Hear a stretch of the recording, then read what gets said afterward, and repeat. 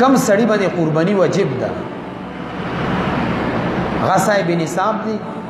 او شریعت دې ته دا ویلي چې ته به قرباني کوي برابر خبره ده چې دا زبا په خپل لاس باندې کوي کنه کوي زما دې خبره ته خیال کوي قرباني په واجب ده برابر خبره ده چې زبا دا په خپل لاس باندې کوي قبل چا لاس باندې کوي فور ایگزامپل یو سړی دوبۍ کې د پلار د پیسې راولي ګری ما په سره پاکستان کې قرباني وکا هغه د دوبۍ نه دل زنور څه بکوي شي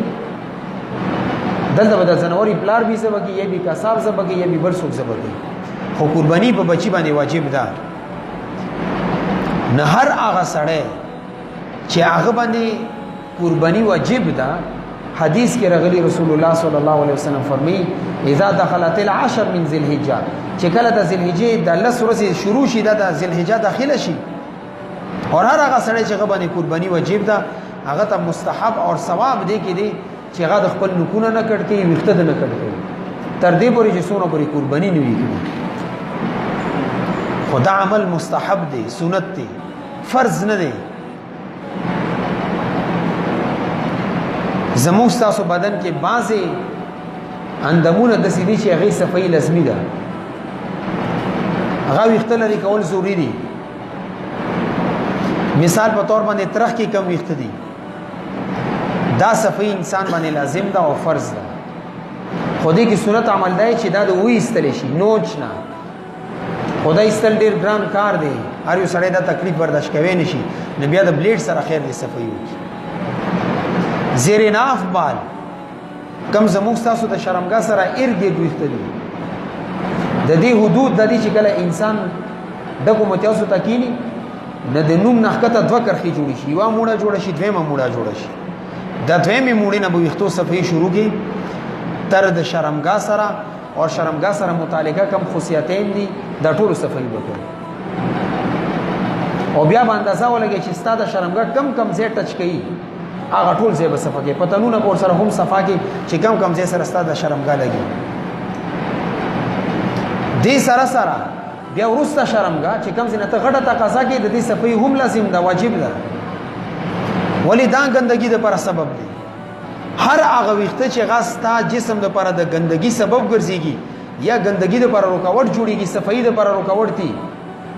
هغه وختو صفایي لازم ده فرض ده واجب ده زما باندې خبره تاسو پوه شو هر جمعې باندې صفایي کول دا سنت عمل دی بیا که یو جمعې نشي کې هر دویمې جمعې باندې 14 ورځې بعد 15 ورځې بعد او که 40 ورځې نه پس د صفایي کول در باندې واجب دي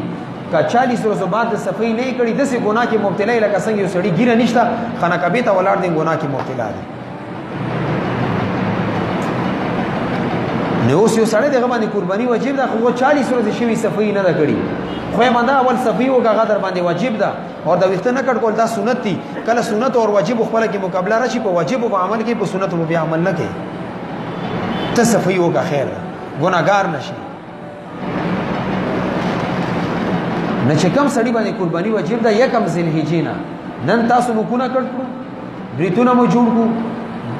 د ترخ وختمه صفا کو زرینا بال ما صفا کړی دي اوس په قرباني نه پس تاسو دا صفایي بیا کړئ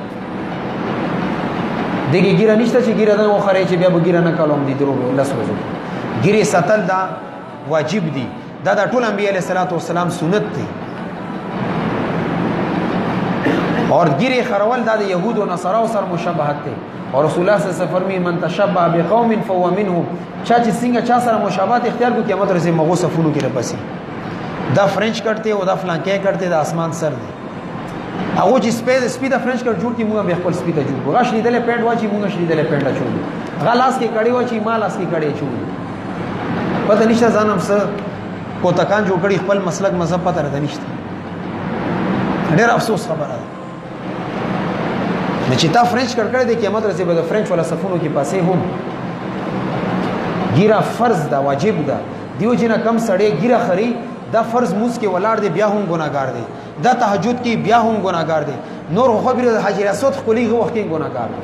خانه کعبه غلاف نیولې دعا غوړي بیا هم ګناګار دی ملتزم کې ولاړ دی بیا هم ګناګار دی حتیم کې دنه موږ کې بیا هم ګناګار دی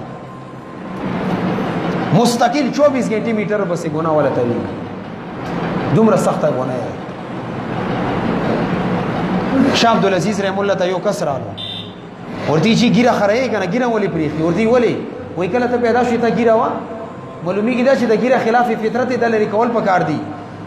زمکه باندې یو غټ کانه برو کانه راوخ ورته خلو کلاو کده غخونه در تمات کوي ورته ولې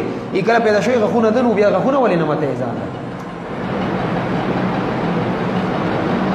نن يهود او نصارا دی ریسرچ تر غلی چې ګیره چا کم سړی وي دی مردانه قوت برابر وي دا به کله هم خزي ته پاتې نه رسي دا انګريزانو دا فیصله کړ ډاکټرانو دا تحقیق دا دغه تحقیق دی چې دا ګیره پر خودل د انساني فطرت دې سره انسان خخ کاری ندی و چې نه کم سړی ګیره خري دا مستقل ګناه کې مبتلا دی ما موضوع چونکې دا نه